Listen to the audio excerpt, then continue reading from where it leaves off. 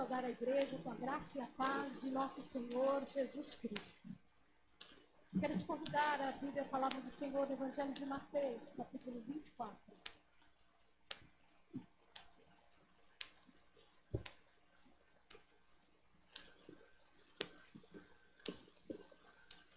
Mateus 24, nós vamos ler do versículo 36 até o versículo 44.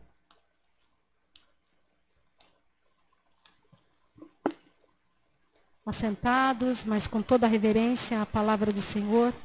Mateus 24, dos versículos 36 ao 44. Diz assim a palavra do Senhor. Mas a respeito daquele dia e hora, ninguém sabe, nem os anjos do céu, nem o Filho, senão o Pai. Pois assim como foi nos dias de Noé, também será a vinda do Filho do Homem. Porquanto, assim como nos dias anteriores ao dilúvio, comiam e bebiam, casavam e davam-se em casamento, até o dia em que Noé entrou na arca. E não perceberam, senão quando veio o dilúvio e os levou a todos. Assim será também a vinda do Filho do Homem. Então, 2 estarão no campo, um será tomado e deixado o outro. 2 estarão trabalhando no moinho, uma será tomada e deixada a outra. Portanto, vigiai, porque não sabeis em que dia vem o vosso Senhor. Mas considerai isso, se o pai de família soubesse a que hora viria o ladrão, vigiaria e não deixaria que fosse arrombada a sua casa. Por isso, ficai também vós apercebidos, porque é a hora em que não o Filho do Homem virá. Vamos orar? Senhor Deus, Pai Todo-Poderoso, te louvamos, te agradecemos, te bendizemos pela tua palavra, Senhor.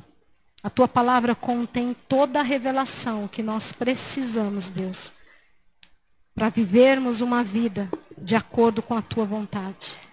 Então, Pai, em nome de Cristo Jesus, que a tua palavra encontre em nossos corações terra fértil, que ela seja frutificada e que ela seja compartilhada, Senhor, de modo especial com aqueles que ainda não te conhecem.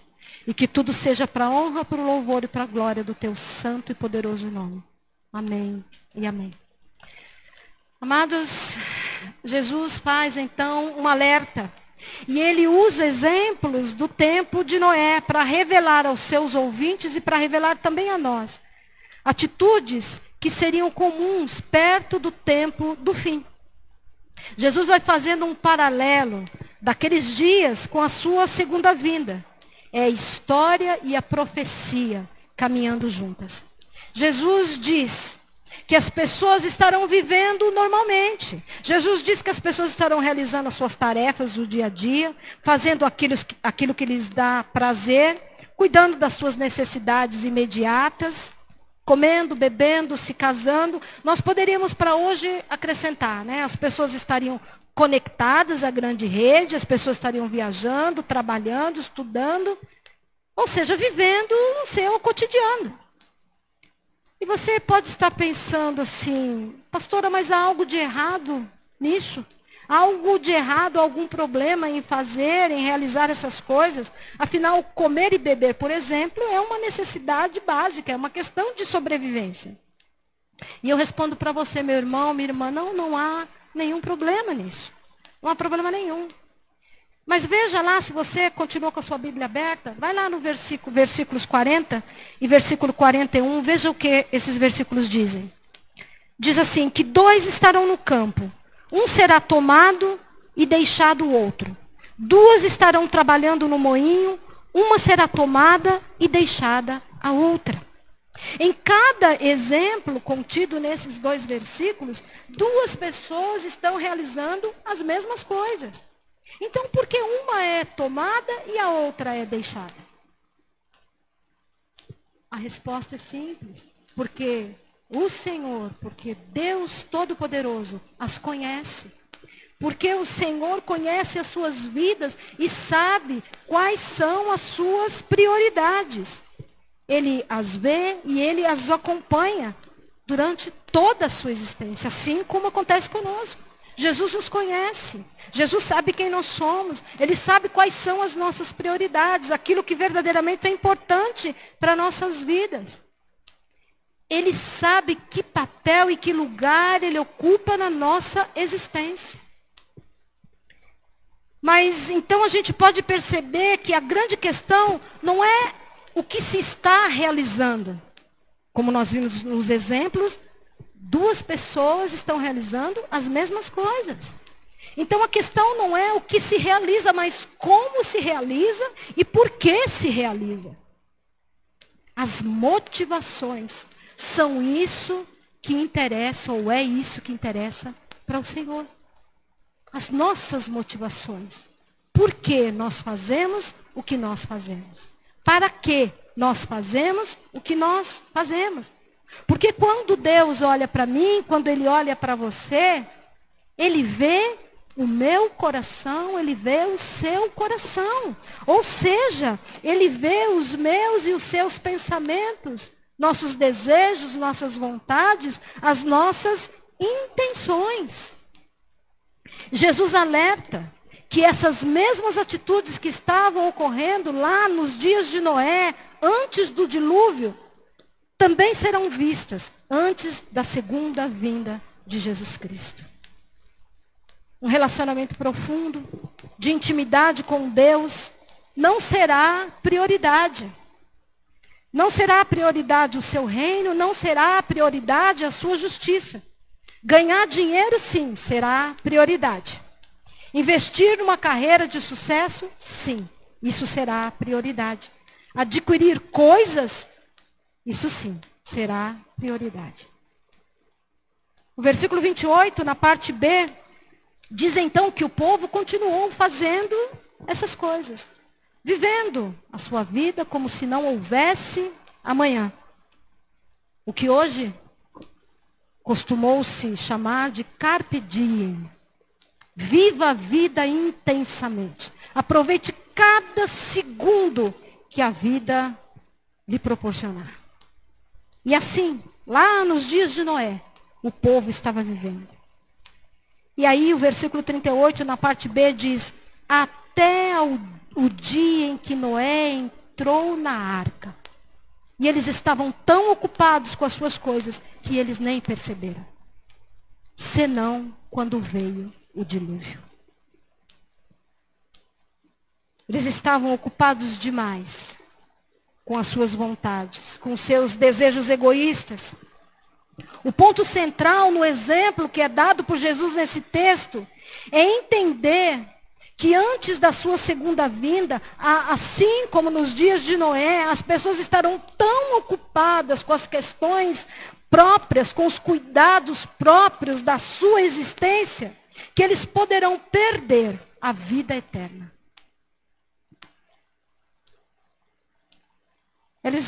As pessoas estarão tão distraídas, buscando satisfazer as suas próprias vontades e realizar os seus próprios sonhos e desejos, sejam eles quais forem.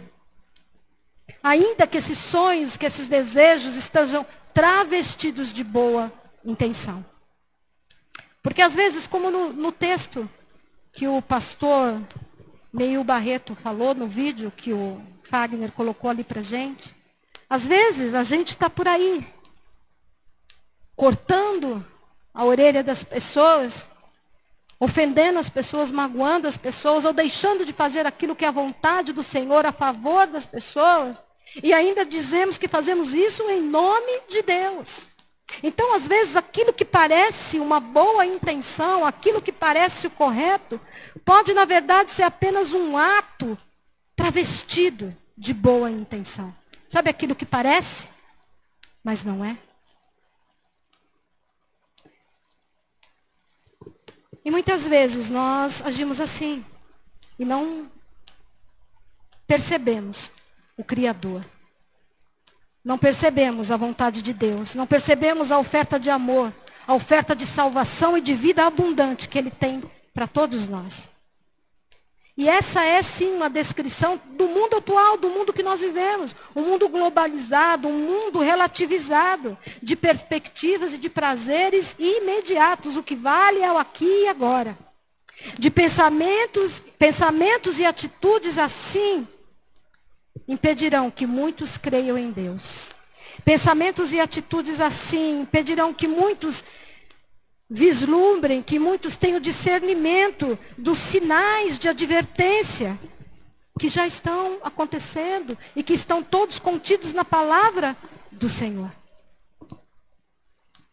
Sinais que apontam o retorno iminente de Jesus Cristo. E como aquele povo nos dias de Noé, também hoje há zombadores, também hoje há incrédulos. O versículo 39 diz: e então veio o dilúvio e os levou a todos. Assim será a vinda de Jesus Cristo. E esse texto nos exorta à vigilância. Para nós que cremos, a vinda do Senhor Jesus é certa. Embora nós não saibamos o dia e nem a hora que isso vai acontecer. Mas nós que cremos, nós precisamos nos manter vigilantes, nós precisamos nos manter preparados e ativos. Vigilantes quanto às nossas obras, as nossas falas, as nossas ações e a nossa participação diante de um sistema corrupto e injusto que rege a sociedade em que nós estamos inseridos.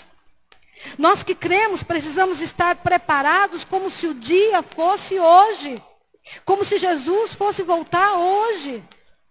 Buscando o reino de Deus e a sua justiça. Às vezes nós temos a ilusão de que podemos ter algum controle real sobre a vida. Que nós podemos determinar o tempo em que as coisas irão acontecer. Às vezes nós nos iludimos. E vamos deixando para depois coisas que têm que ser prioridades nas nossas vidas. Buscar a Jesus, buscar o seu reino, buscar a sua justiça é prioridade na vida de todo aquele que crê. E se for preciso abrir mão de todas as outras coisas a favor disso, é isso que nós devemos fazer. Porque o que está em jogo é a nossa salvação. O que está em jogo é a vida eterna. E nenhum prazer momentâneo vale a perda da vida eterna. Nós temos também que nos manter ativas, pregando e vivendo o Evangelho de Jesus Cristo. Apenas crer não é o suficiente. Nós precisamos vivenciar, nós precisamos experimentar uma fé viva, uma fé que é demonstrada por meio das nossas ações. Assim e só assim nós poderemos ser testemunhas nesse mundo. Não se iluda, meu irmão, minha irmã. Nós, crentes, somos uma vitrine.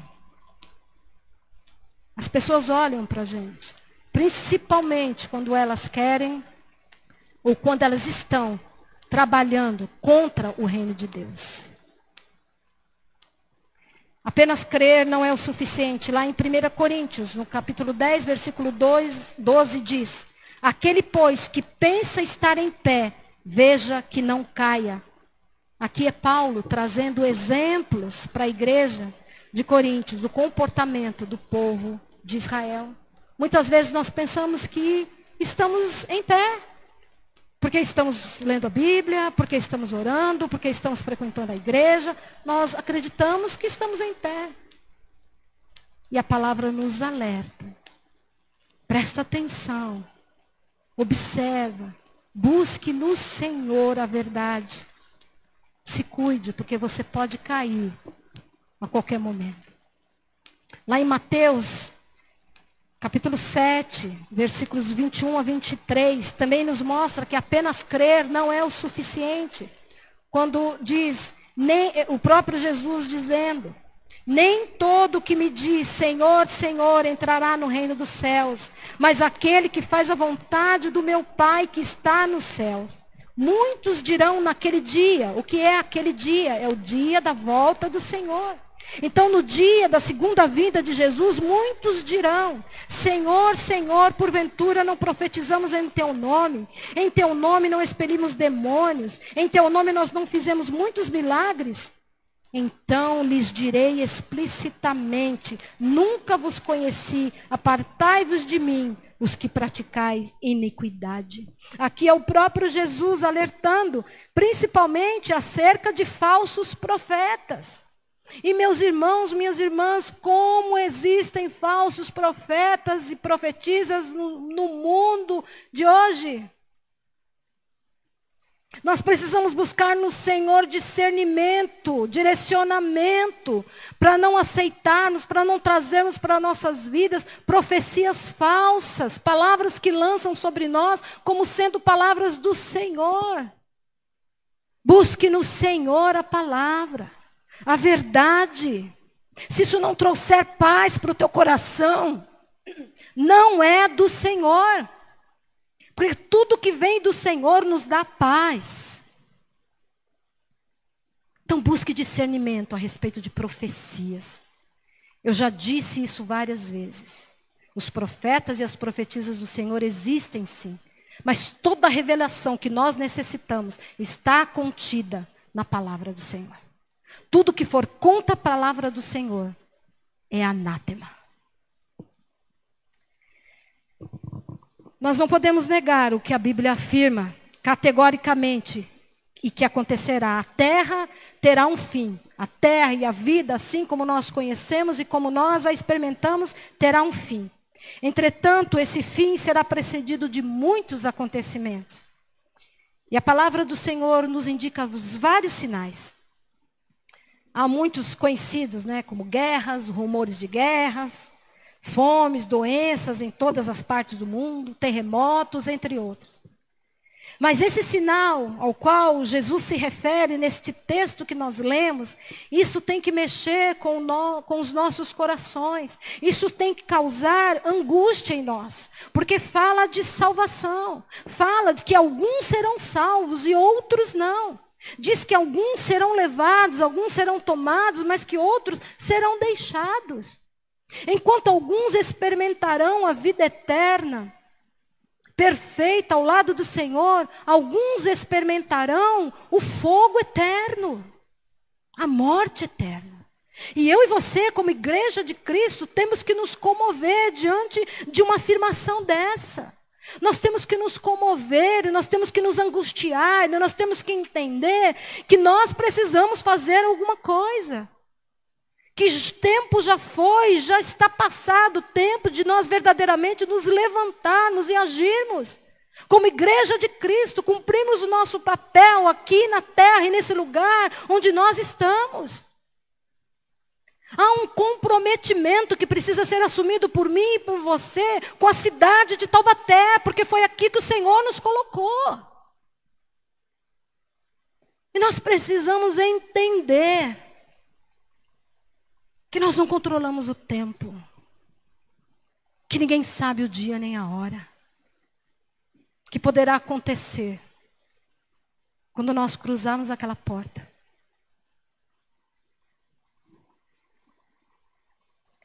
Talvez você tenha vindo aqui hoje, talvez você que está nos acompanhando aí por meio da internet, talvez você tenha criado uma expectativa diferente. Afinal de contas, hoje é o dia, ou é o mês, ou é o culto de celebração do aniversário da igreja, 131 anos.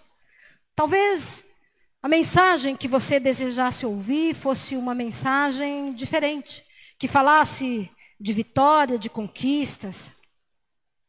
Mas eu entendo, e o Senhor, por meio do seu Espírito, me fez entender que este momento em que nós estamos celebrando mais um ano como igreja do Senhor aqui neste lugar, é um momento mais do que propício para falarmos sobre salvação, para falarmos sobre comprometimento, para falarmos de transformação, para falarmos de vigilância, para falarmos de arrependimento, para analisarmos como está a nossa vida com Deus, para falarmos de missão. É momento mais do que propício para olharmos para a nossa história, olharmos para o nosso passado e ver a igreja que nós fomos, olharmos o presente e refletirmos a respeito da igreja que nós estamos sendo, olharmos para o nosso futuro e decidirmos a respeito da igreja que nós queremos ser. Eu quero encontrar abrigo na arca. Eu quero que você encontre abrigo na arca. Mas esse anseio não pode ser só por mim, nem só por você.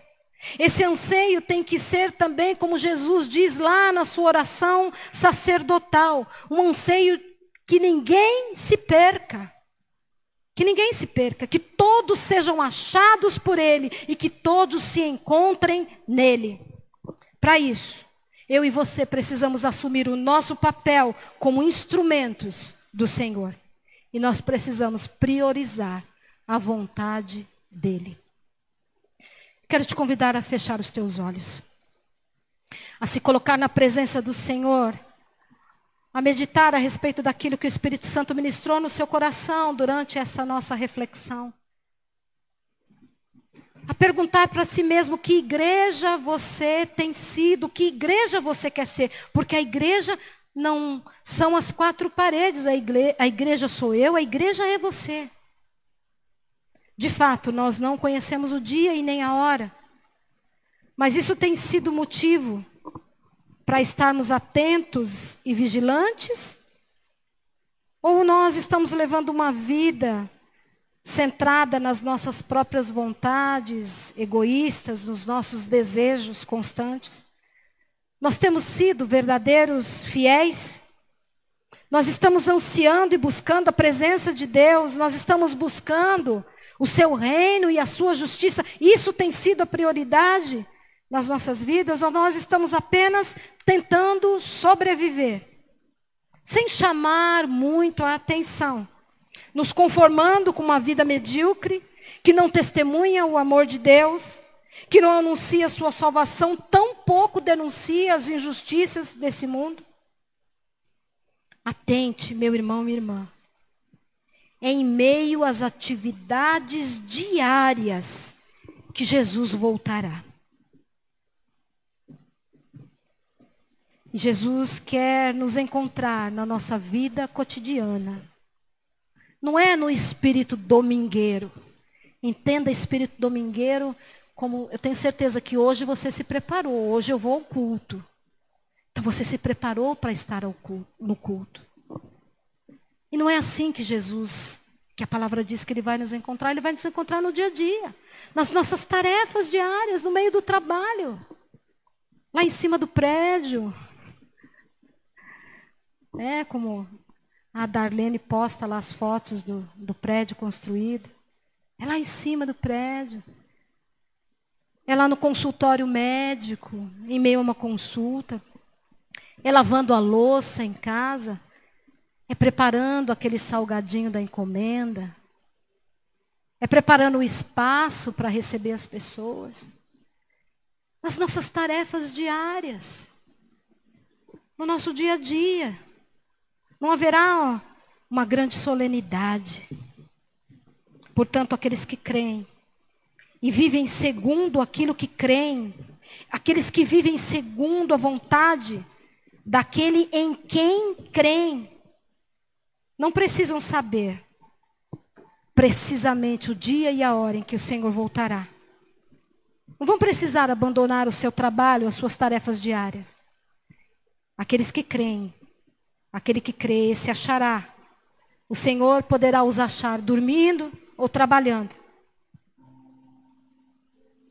Porque o seu coração estará sempre junto ao Senhor. E nós, meu irmão, minha irmã, nós seremos tomados ou nós seremos deixados?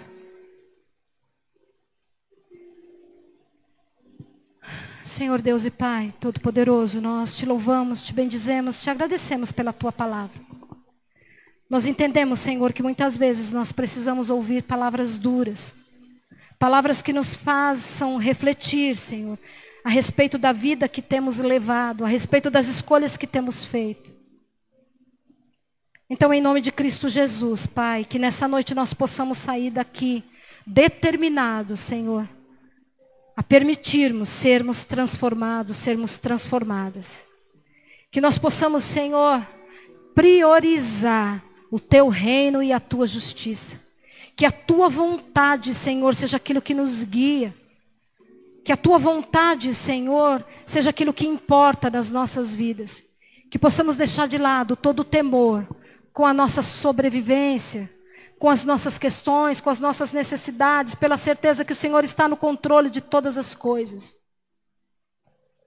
Que possamos, Senhor, ter discernimento para entender aquilo que é a palavra que vem de Ti. Que nós possamos, Senhor, compreender que precisamos de Ti, que precisamos da Tua condução, da Tua orientação.